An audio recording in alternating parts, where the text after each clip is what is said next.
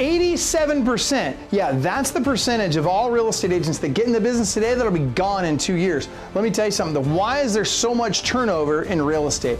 Because it isn't easy. And because most people don't know exactly what they need to do to get to the next level. Now look, regardless of whether you're brand new to the industry or you're a team leader, you've got 40 people on your team and you just want to get to the next level. If you're doing 10 transactions a year, you want to get to 25. You're doing 500 transactions a year, you want to get to 1,000. You're at 1,000, you want to get to 10,000. Let me tell you something. You need the right coach. Why?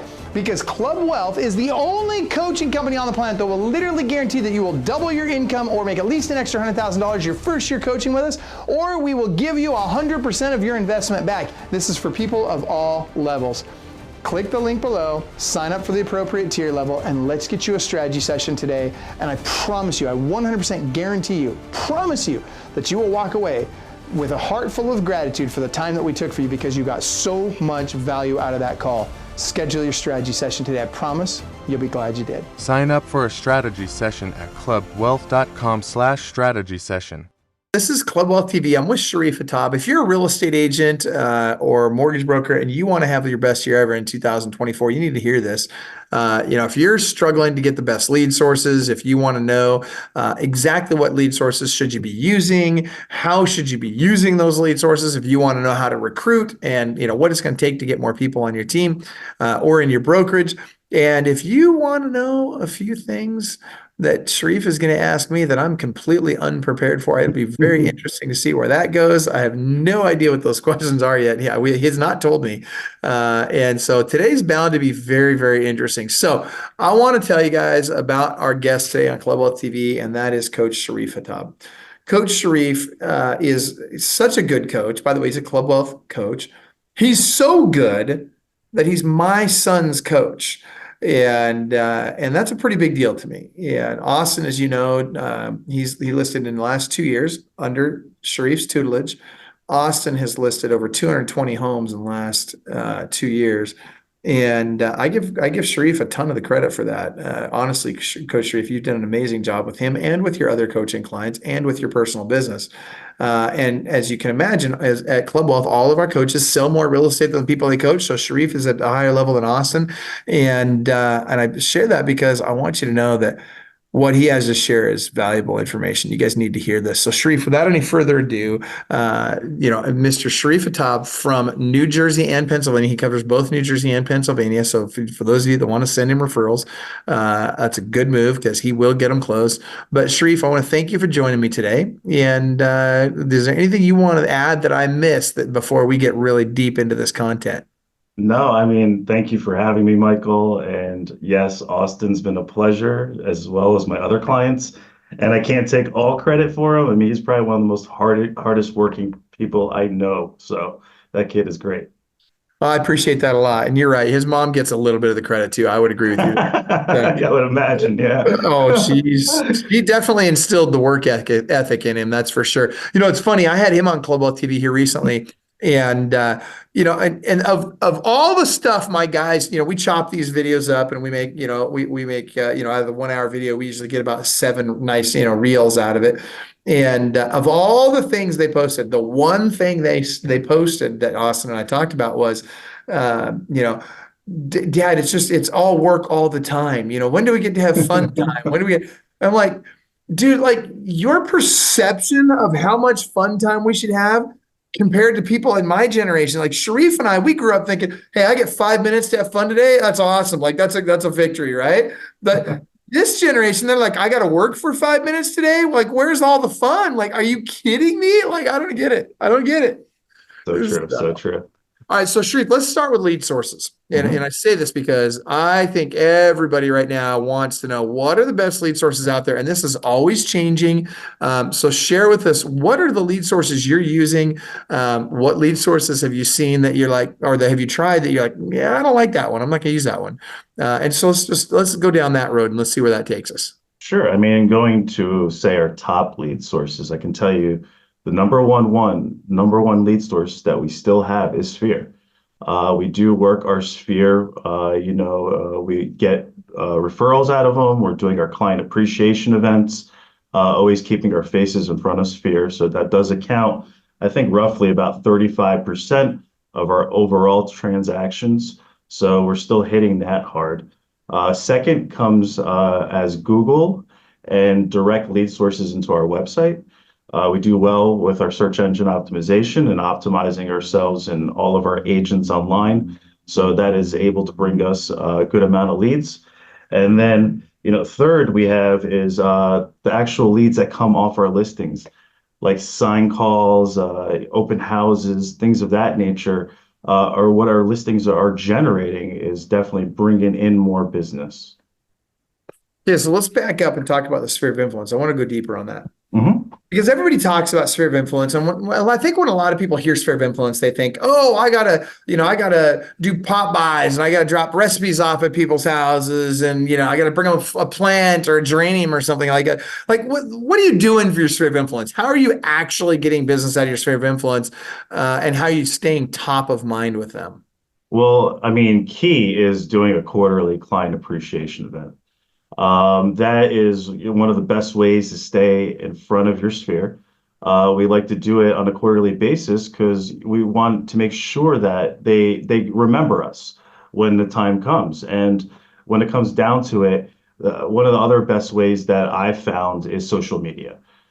Just consistently, and remind you, consistently is key. Consistently posting about your personal life, about what you're doing, activities, and also the transactions in there as well will help keep you front of mind with these people, and you want to do that with your sphere. Okay, so slow down for a second. I want to go deeper on this. So, back in the day, we all heard, I learned sphere of influence from Brian Buffini and Joe Stumpf. Those are two of the guys that, really taught me the most. And then Rick DeLuca also helped me a lot. Actually, he's probably the first one that taught me a lot about how to handle your sphere of influence.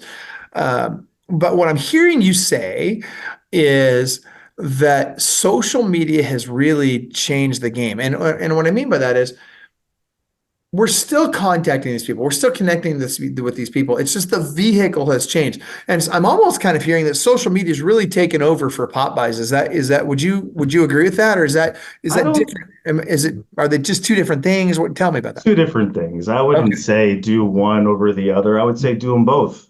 Okay. The more you can do, the better. I mean, that's really what it comes down to. Is just being top of mind with your sphere and just making sure they remember you.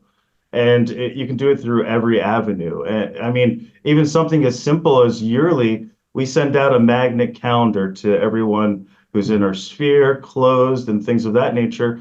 And I can tell you, just yesterday, one of my good friends told me, and he was in his office, and someone walked in and saw the calendar on his file cabinet.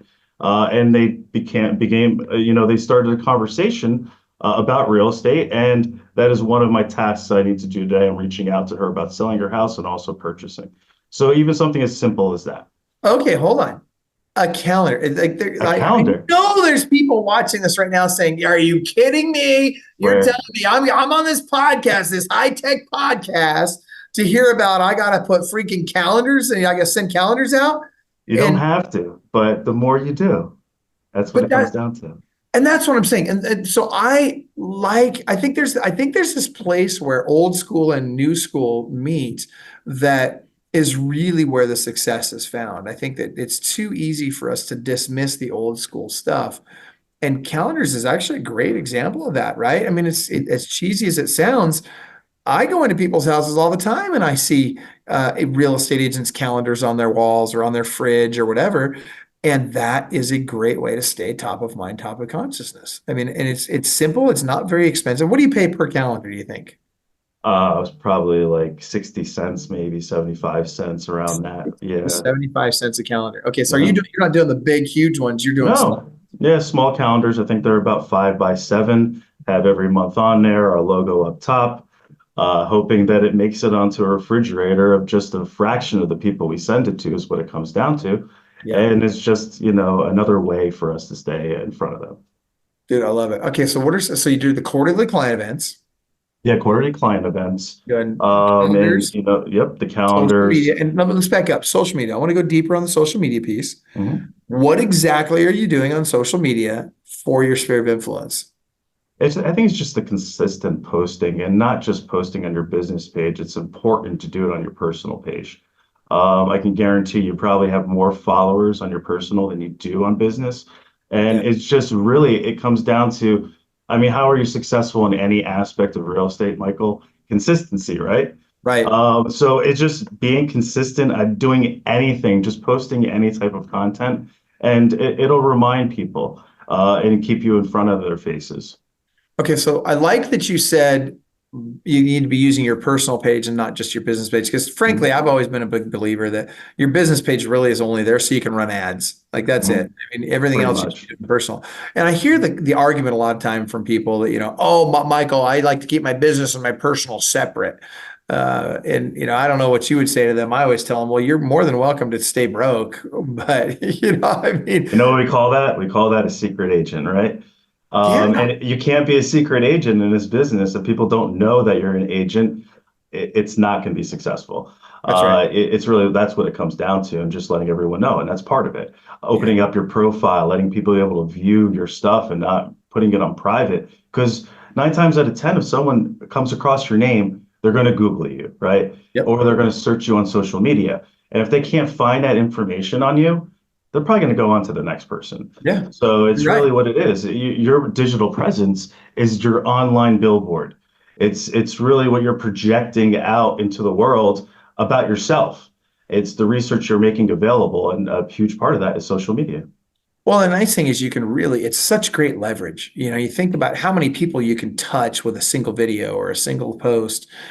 You can't do that one-on-one. I mean, it's very, very powerful. And by the way, I wanted to acknowledge Mike and Dave. Mike are I can never pronounce your last name right, Mike. I'm sorry. But Mike and Dave are both watching right now. And I appreciate you guys commenting in the chat. And if you have any questions for me or for Sharif, type those into the chat as well. And I'd like you guys to tell me, where's everybody watching from right now? I'm curious, what markets do you guys serve around the US and Canada and maybe elsewhere? So if you could type that into the comments into the Facebook post, I'd love to see where you're all from. So talk to me about frequency, Sharif. Mhm. What frequency? So talk about what should I be posting specifically? Like, is video better than photos? And should I be and how much should I be posting? How often should I be posting? I mean, I think a good mixture of everything is what you want to stick with, but video by far is probably where you want to, weigh in heavily. It's you just want to make sure you're getting interactions out there. So we like to do a good mixture of everything. And we like to try to post at least 2 to 3 times a day. So that's Wow. really, yeah, that's really what we're doing. Mhm. And that's the only way that you can really stay actively within the algorithms of the other people's news feeds is really to put out that content. Yeah. Okay, so let's talk about video really quick. What am I putting on the videos? Anything really. I mean, what I do personally, I like to talk about the market. I like to talk about tips about purchasing and selling. I like to film myself doing daily activities or even my trainings, and post that. It's really just getting a good variation of different things on there. Yeah. It's interesting. I was watching a couple of influencers in social media that I follow, and they were talking about how your audience is going to appeal to you not because you're just all real estate all the time or you're all something else all the time. It's actually the combination of the things that you're into that's going to attract people that are like you, right? So, hey, I'm a real estate guy that likes to go bird hunting, or hey, I'm a real estate guy that also invests in real estate. And oh, by the way, I play backgammon professionally, or whatever, like whatever the thing is. So I'm curious, like if you had to say these are the 2 or 3 things that make you up the majority of what you're posting about, not just so you got your professional stuff, right? Your real estate stuff. What would the other two be that you're posting about frequently? Oh, we're doing personal. I'm posting about myself. It's mostly family. Anytime I have off, I'm really spending it with family. So Mhm. that's really, I want people to know about that as well. And it's what I enjoy to do. Okay. I mean, what is the third one, Michael? I mean, what do you think? I don't know. I mean, are you posting photos of your food? I mean, like, are you one of those guys? Are you a food I'm not much of that going on. It's mostly my kids, what we're doing, Yeah. really just activities that we're doing. Good stuff. But see, that's the kind of thing. First of all, it makes you real. And we talk about social media, and I think one of the very important things about social media is it's social, right? People want to get to know you. It's supposed to be a backstage pass to your business and your life, and I think that makes you real. And what's really interesting, one of the things I've noticed, particularly with video, is that when someone's watched, they've consumed a lot of our content, they've seen a lot of our videos, they feel like when I meet them, I may not really know them, but when I see them at an event or live event or something like that, they feel like they know me and like we've got a relationship, right? And I've met that I'm meeting this person for the first time, but they feel like we've got a relationship because they've had a chance to get to know me through video. And I just think it's so powerful and it's so underutilized even today, And podcasts are a great example of this. I think every real estate agent watching this should have a podcast. And by the way, Sharif, do you have a podcast yet? Not yet, Michael. Sharif, you're killing me, bro. Like, what do I got to do to get you to like, dude, listen, I know you beat your head against the wall coaching my son once in a while. And that's how I'm feeling about you with podcasting right now. What's it going to take to get you into a podcast today? Yeah, we'll get to it soon, definitely. We just have a couple other projects that trumpet at the moment. A couple other projects that trumpet. So, Sharif, now we get to coach. Now I get to coach you for a minute. Mhm. So, Sharif, let me just ask you this. Do you think that having a podcast would bring your audience value? I think anything we do brings our audience value, but the fact of the matter is you don't want to spread yourself too thin. Again, it comes down to commitments, right? Yeah. Yeah. So if you have the time to put into it, make sure that you have the time consistently to put into it throughout the course of it. You're not just going to do it, half-heartedly and then stop. Yeah, So that's my problem with it. It's just if I do it, like right now we're committing to, we've done the short form videos. Now we're getting into more long form. And then after that, we'll look into possibly doing some podcasting as well. But I like to do things, exclusively and really to the full advantage of it. So let me ask you this. How many short form videos do you think you get out of one podcast? You get probably 7, you said, I think. But yeah, that's really the content too. Some of the content that I'm putting out is me giving tips to my team during our trainings. Yeah. So definitely we can put it on definitely the future plans that we have. But so let me ask you this, Sharif. Let me ask you. Yeah. Could you, if you knew that it would make a major difference in your business, could you find a way to spare 1 hour per week? Yes, Michael, I can. And could you It sounds like me talking to Austin right now. I know, right? Because I'm right. And I know that when you're talking to Austin, you're right. And it's like, dude, I can help you. You just kind of want to shake them once in a while, right? It's like, dude, just do it. But here's the thing, man. I'm just telling you, Sharif, I love you and I want to pay you back, in a big way, in any way I can for helping my son out. And dude, getting you to do a podcast, man, watch this. I'll tell you what. Why don't we do this?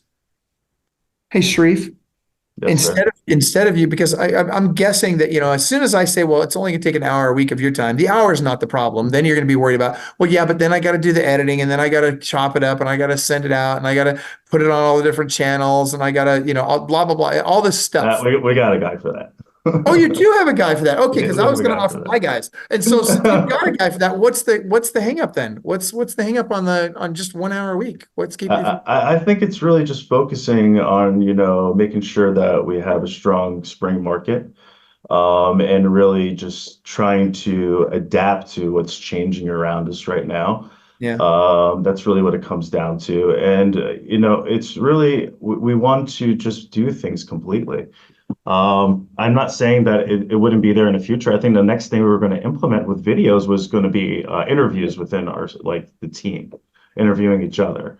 Podcast. Podcast, but that involves also going live with it and things of that nature, which we would do in the future for the podcast. So I'm never letting you out of this. Like, I'm not going to let you. I'm not going to really. When have you ever let me out of anything? I'm just letting you, bro. We are wrestling right now, and I've been working out. So here we go. Like, I'm just telling you. Here's the deal. It's an hour. It's 1 hour of your time per week. That's all you need. And what you do is you're going to schedule. Let's say you want to interview each of your agents for a half hour, right? So you just do, or even if you did it for 15 minutes each, right? Not a big deal. All you got to do is you have your assistant set up the time, you do the interviews. And when you talk about recording it, Dave Woodson just asked the question as well. He's like, well, what platform are you recording it on? I'm recording this on Zoom. From Zoom go live on Facebook. That gets us great traction on Facebook. I mean, we got a bunch of people watching right now, and we'll have more that watch it recorded on Facebook. But then what we do is then my team just grabs that video. They post it to YouTube in full. Then they chop it up into little pieces, edit it up into reels, shorts, and all that stuff. They post all that stuff. It gives them a ton of content, and it's literally an hour of my time. And if you were to do this with your agents on your team, they'd get a ton of value out of it because now you're posting it for them, and they're getting to be on the. Dude, listen, you're not winning this argument. You're starting this. So I'm gonna say, Michael, you win. I'm emailing Patty now and telling her we need to work on podcasts before LADC because I know it's going to come up there. Yes, I love this. Oh my gosh. I'm coachable. I love it. Dave Woodson, he's like, dude, I'm making it too hard. Yeah, Dave, I used to do all the other stuff like Restream and all the other stuff where it puts it on all these.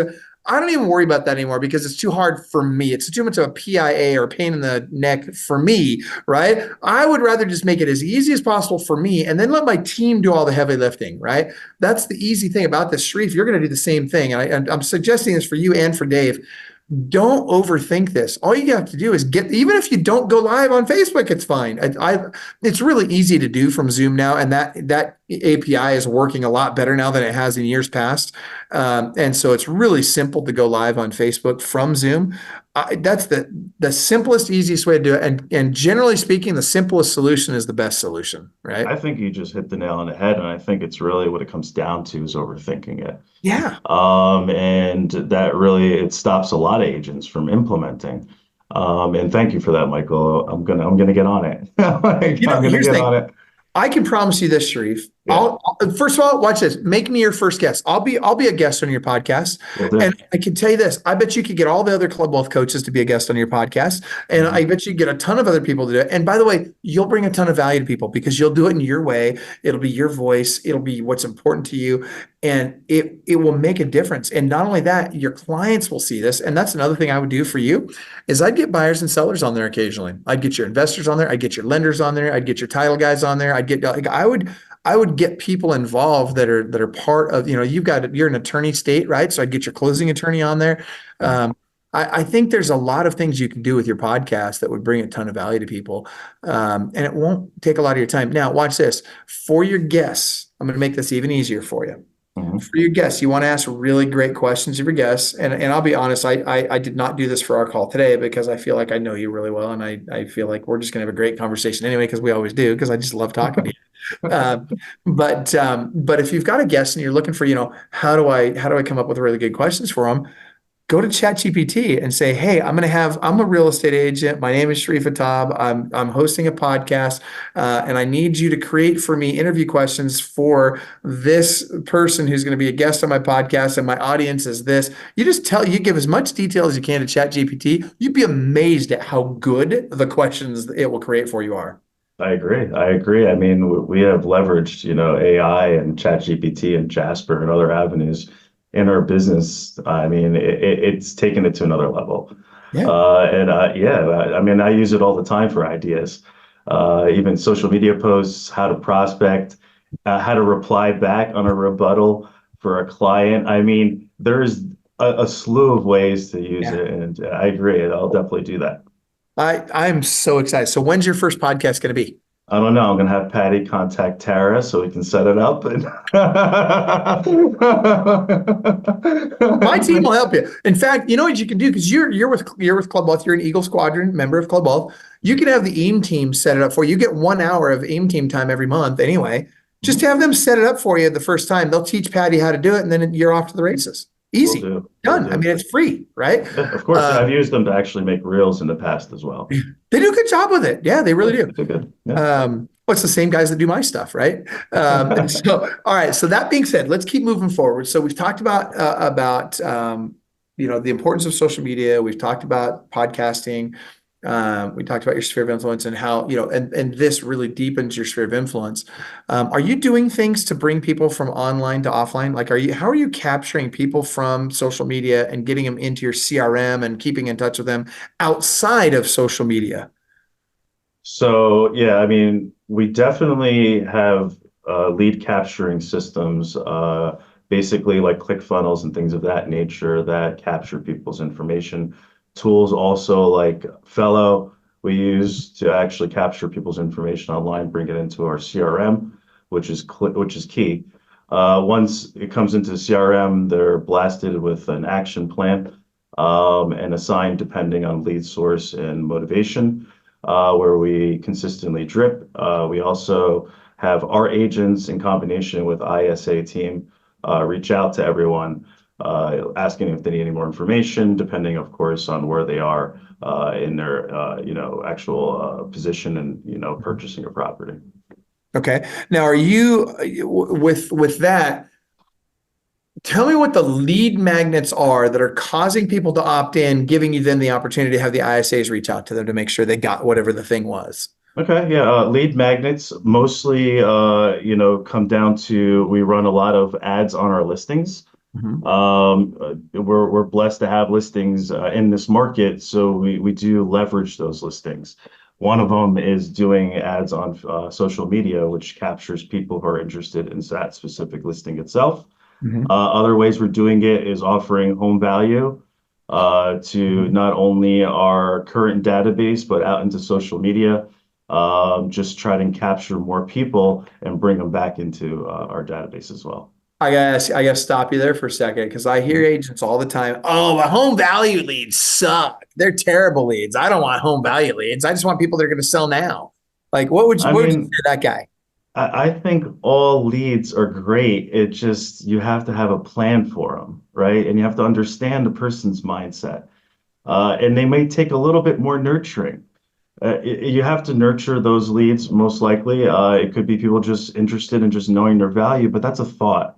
Once they have that thought, there could be an action somewhere down the line. So you just have to actually be there for them, provide a service, let them know you're the expert, and just be there whenever they need it. And then they'll actually come to fruition. I mean, we still get those, hot ones that come on and they really want to list their house right away. But most of it is you're putting people into your database and you're building relationships. Yeah. It's funny you say that. Dave Woodson just mentioned, he says, I wish I could go back in time to work my HVL home value leads. And Dave, I agree with you. I mean, because that's the thing. It's like planting a tree, right? Well, I can't remember who said this. I was Confucius or who, I can't remember who said it. But, when's the best time to plant a tree? 30 years ago. When's the next best time? Today, right? Exactly. And you think about that, that's very much like that with your home value leads.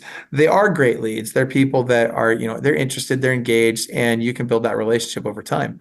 Yeah, I mean, we've used street text in the past, and I can tell you just yesterday, I was talking to a seller from 3 years ago that came in on a home value lead. We're not listing that property that he came in on, but he told me about another property that he wants to sell. So it's really about building that relationship with people. And 3 years, no activity, wasn't responding, and finally something. Yeah. That's the thing. And people underestimate the lifetime value of a client. And I think, I'd say a study. That's maybe exaggerated, but I did the math on this about 20, 25 years ago. I did the math on, of all the people in my database, how many of them have referred people to me and done business with me and all this. And I kind of worked the numbers backwards and figured out that my lifetime value of a client about 20 years ago, almost 25 years ago, was over $1 million in their lifetime between the money I'd make doing business with them and the money I'd make doing it with the business they referred me.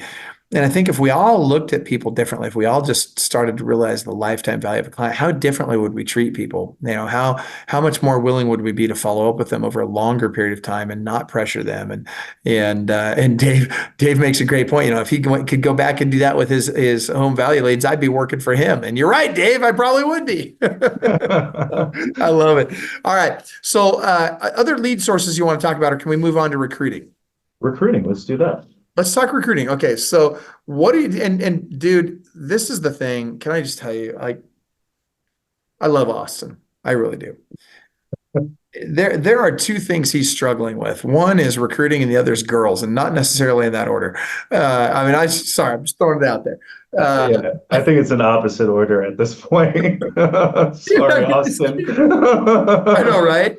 I mean, this freaking guy, I love him. But and here's the thing. If I'm Austin and you're coaching me right now, and how do I need to recruit?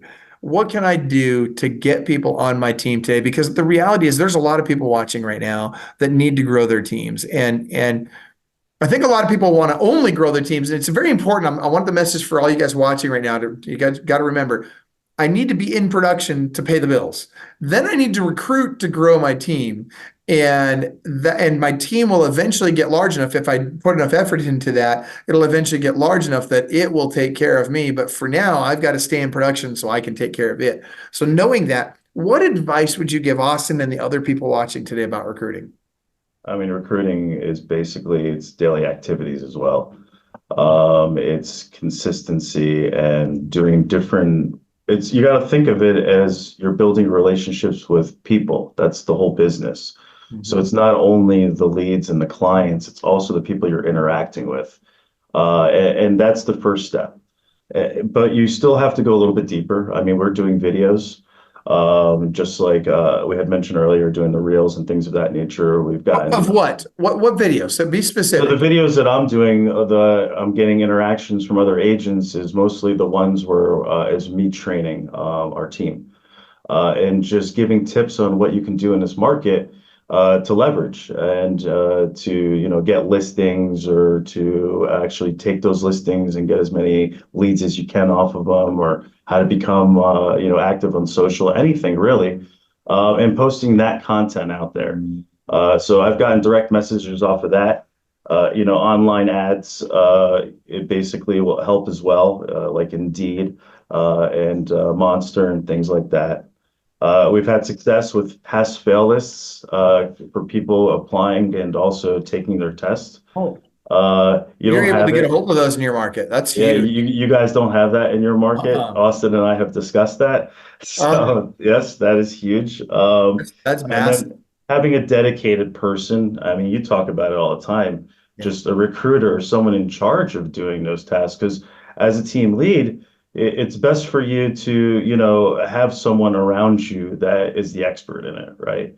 And try to have them take over that side of it, at least with the context of the new people coming in, the new ads, applicants that are coming in, and hopefully setting up some appointments for you to actually talk to them. Okay, so I understand your funnel. You've got Indeed ads out there, you've got videos out there, and then you've got this full-time recruiter who's also making phone calls proactively. And then all of that comes down to the goal for all of these things is to get them an appointment with you. Now, do you do appointments with licensed agents and people that don't yet have a license? Are you doing a group meeting for any of them? Like, be specific on that. So basically, at this point, I personally am meeting with licensed agents. Hmm. The non-licensed agents are the ones that haven't taken the actual classes yet. They have the option of twice a month. We do an online class for them, an online interview session for them, for so they can actually move up to the caliber of also coming in and talking about what we do.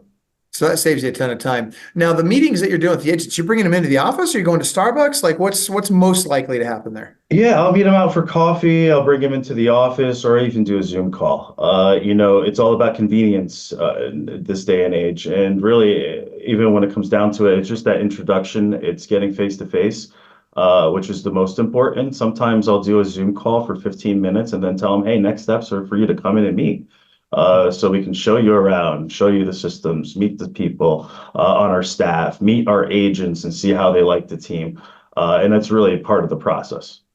So what do they when they're first brought into that funnel, when the Indeed ads, those are obviously easier, but let's say your assistant, your recruiter is calling out proactively to set these meetings up.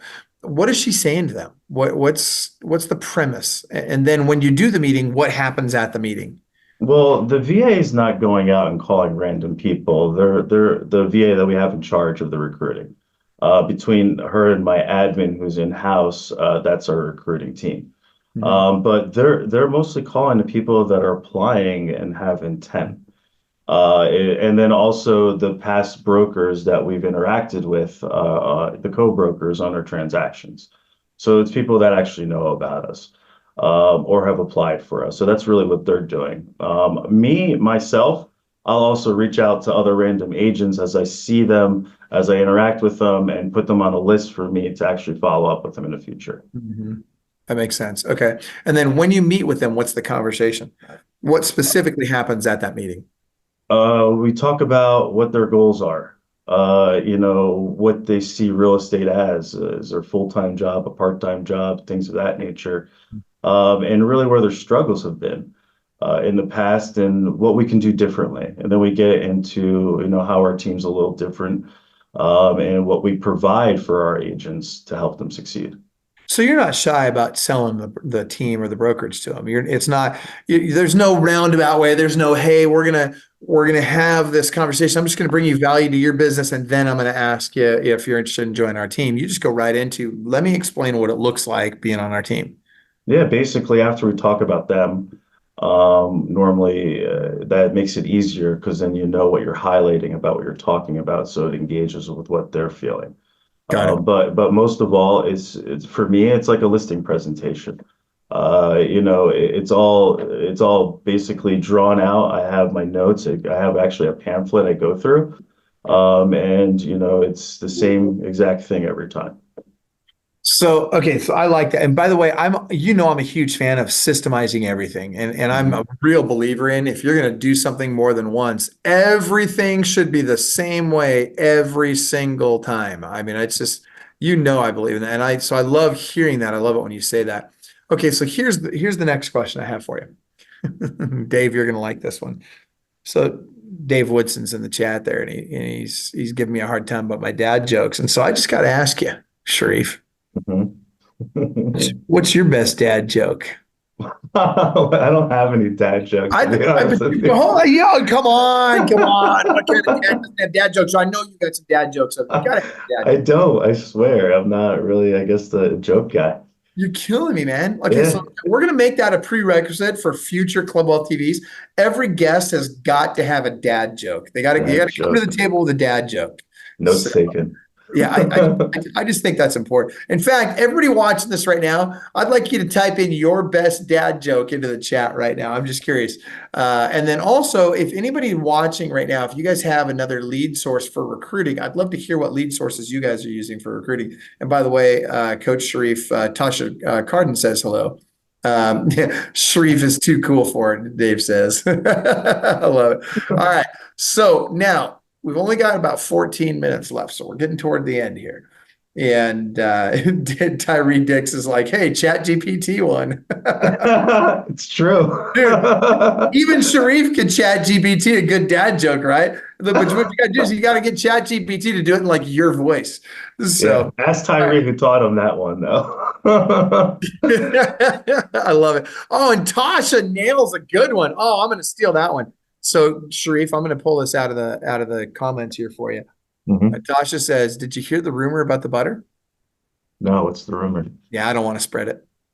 That's Come on, that's pretty good, good. right? That's good. It's That's a good. pretty good dad joke. I like that. All right, okay, we got one more. We'll do one more dad joke, and then we're gonna get on to Sharif's questions for me. So I like this one. Tyree Dix, why don't skeletons fight each other? Why? They just don't have the guts. Ah. That's a good dad joke. I like it. This is good stuff. Oh, wait, we got one more in here. Why can't the pirate crew play cards? Why can't they? They were sitting on the deck. Ah. Dave's like, I'm leaving now. Dave, Awesome. I know you love my dad jokes. Best thing about Dave Woodson, Sharif, dude, next time you got to just send him a personal handwritten note and glue the crap out of the edges of it. So he has to like destroy it to Oh, get over. We oh do this yeah. for this pre-event Every pack. time. Every time he struggles getting it open.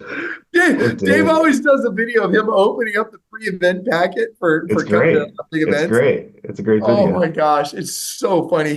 That's just his comments, dude. It's so freaking hilarious. All right, so Coach Sharif, questions for me. What you got? All right. Well, I mean, for the first question, I Mhm. mean, I know that everybody knows who you are, Michael, but just this quick summary. Give us what you did on like a daily basis, just like your production Okay. back when you were a real estate agent, just so I can get into my questions. So I was the number one real estate agent on the planet for a period of time. I was closing back then it was a big deal to close as much as we were. I was closing between 120 to 180 transactions a month, and had 750 listings in active and pending status at any given time. What was interesting is I was the first person I'm aware of to break the 1,000 transaction mark. But what's really more interesting is kind of like Roger Bannister, where he's the first person to break the 4 minute mile. What happened the next year? Like 38 or 28 or 38, I can't remember the number, but like we'll say a lot of people broke the 4 minute mile the next year. And subsequent to my breaking that 1,000 transactions a year mark, guess what? Last year, there's 38 different teams last year in real estate that did over 1,000 transactions. I just think that's really That's exciting. it I is. That's mean, cool. it says a lot about the industry. I mean, and so you asked about my daily habits. So for me, Yeah. I got up in the morning, and there's a difference between my daily habits early and my daily habits late in my career. My daily habits early in my career looked a lot like Austin's daily habits today, where I got up and I hit the phones and I just was constantly on the phones all day, every day, getting getting as many transactions, as many listings as I could to put as many transactions together as I could. That gave me the money to be able to then go out and start buying some lead sources. As I started buying those lead sources, um, I started getting a lot more leads coming in. And so instead of me calling FSBOs and expireds and cold calls, I transitioned then to really calling lead calls. And it was more lead follow-up than it was lead generation, because I was writing checks for the lead generation. And so then eventually, and again, I still was doing more, 4 hours in the morning, 8 o'clock till noon of making phone calls. But then eventually I got so busy and I had so many leads coming in and my team was starting to grow, that I didn't even do that anymore. I started having to do my calls from my car in between appointments because I was setting so many appointments. And so what I started doing was I started working from 7:30 in the morning till 10 o'clock at night. I did that 4 days a week, Monday, Tuesday, Wednesday. And my first appointment was usually about 8 o'clock in the morning. And then after my 8 o'clock appointment, I would just make my follow-up calls from the car. So I'd make 115 to 120 follow-up calls per day from the car. And my goal was to consistently set 6 to 8 appointments a day. And I got them most days. But that's because I was making those follow-up calls. And so the last probably 15 years of my career, I didn't call any FSBOs or expireds or any of that stuff because I didn't need to. I had all these other leads coming in. And yet a lot of the people I was listing were FSBOs and expireds, but they found me through another source, which meant I was attracting the business instead of chasing the business. And so I think that's an important note. I think early in your career, you're chasing business. And then if you really work hard early in your career, you begin to attract it. So there's the long answer to your question. Hopefully that's helpful. That is helpful, actually. Thank you for that. Yeah. Yeah. Now, with all that experience, with all those transactions, how did you manage the challenging ones, particularly clients that had unrealistic expectations and Yeah. wanting to back out of contracts? So first of all, I love the question, and I had a secret weapon that nobody else had. I had Okay. Tara. Tara. And so when you have a wife like mine, she was my secret weapon. She was handling all those challenging transactions. Now, if it got to a point where she just couldn't handle it anymore and she was just fed up with it and felt like I needed to get involved, then it was very easy. So at that point, I would do a phone call with her. Very rarely did I need, like, if let's say I listed a house and as offers would come in, she was licensed. She would handle those offers, negotiate them, all that stuff. And then we added other team members on that were licensed as well that did all this. So I didn't have to. I could just focus on going and getting more listings. But once in a while, I had to go reclose somebody. And, somebody, have a challenge or they'd want to cancel their listing or whatever. And so I'd have to get on a phone call with them and get them recommitted to doing business with us. And that was my job. And I was okay with that. But if somebody wanted, let's say somebody wanted to cancel a contract. Let's say I had a listing agreement with somebody, and this happens from time to time. I've got a listing agreement and they want to cancel. More often than not, my experience has been that if somebody wants to cancel their listing with us, it's because they've talked to somebody that wants to buy it and they're trying to screw us out of the commission. And, either somebody found it through our marketing, they saw the sign, they knocked on the door. There's a lot of ways this comes about. Um, and and if they're unhappy with me, I will remove it from the MLS, but I will not cancel the listing, right, during my listing term, unless I feel like there's something we've dropped the ball on or something like that, which generally is not the case. We've got pretty good systems. But what I found was, let me back up. Originally, what I felt was going to happen was they were just going to get mad at me, blah, blah. So I was a little nervous about taking this approach to it.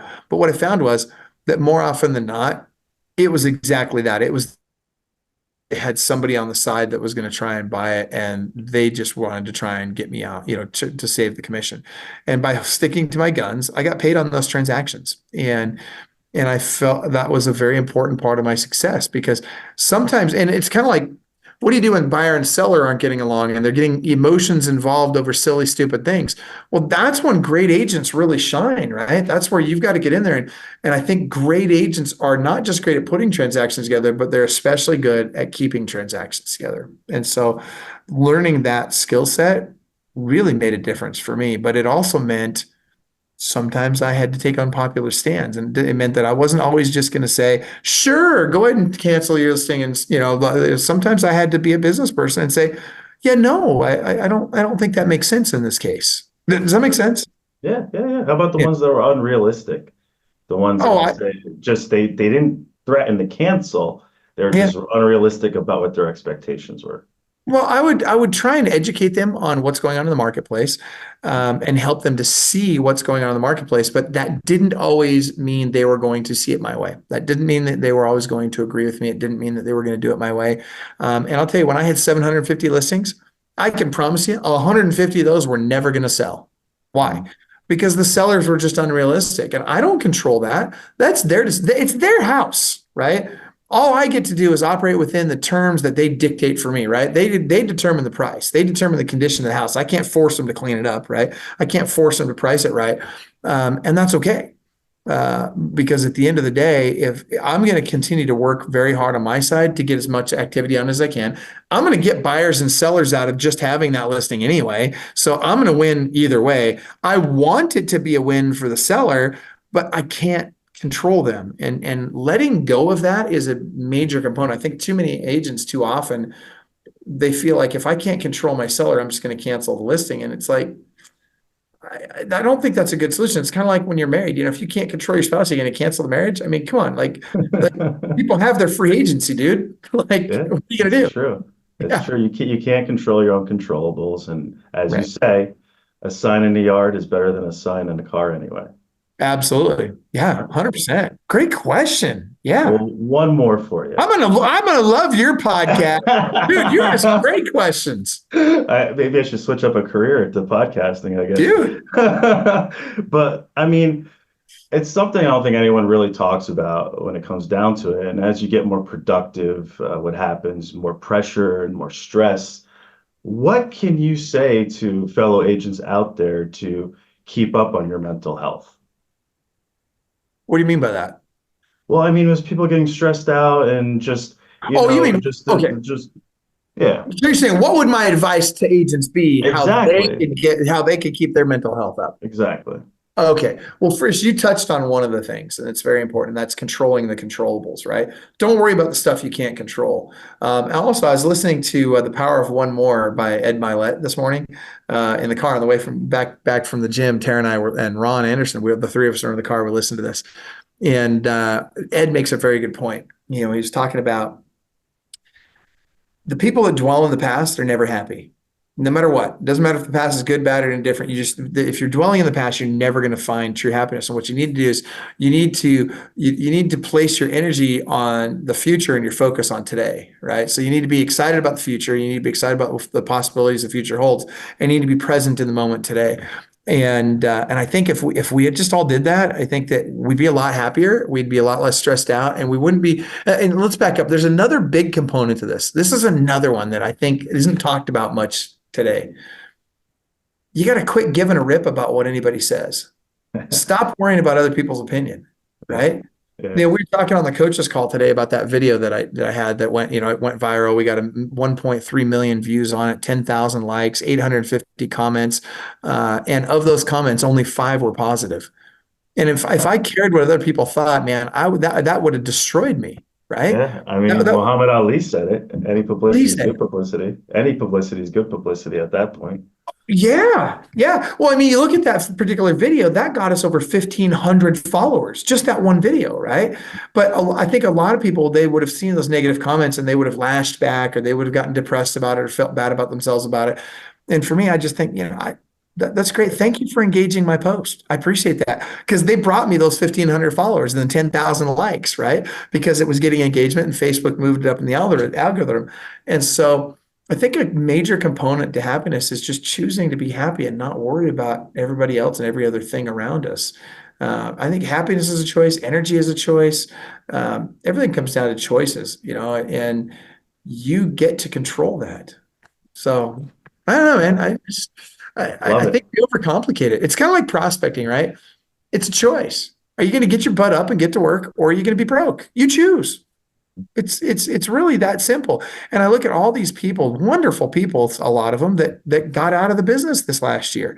And I think, well, why is that? What happened to them? Somewhere along the line, they lost hope. They were dwelling in the past, right? Oh, but it's so good in years past. It was so easy this last decade. And then they get into 2023 and it's like, oh my gosh, I got to work. It's hard. Real estate's not as easy as I thought.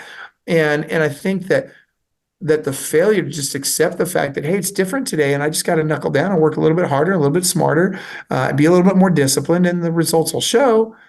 I think that got a lot of them this year. And so They anyway. probably just need to focus on their why, is what it came down to. Well, yeah. Why do you get into real force. estate to begin with? What's that? That motivating force. Yeah, absolutely. And if your why is not powerful enough, I mean, if you're not going to sweat and bleed for it, it's not powerful enough. So that being said, Sharif, I know we're running out of time. I think that was all your questions for me today. Is that right? That was it.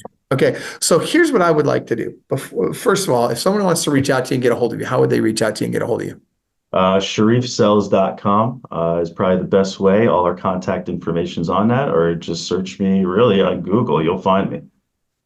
I love it. All right. Now, that being said, guys, you need to reach out to Sharif. He's a great agent. And if you're in that area and you want to do business with if you're looking for a great real estate agent in that area in New Jersey or Pennsylvania, you need to reach out to Sharif. He's a freaking rock star, and he's a good guy. He'll treat you right. Thank you. No, I mean that. Look, you're coaching my son. Okay, I can't think of a better endorsement than that. I appreciate it. And Tyree's like, and me. And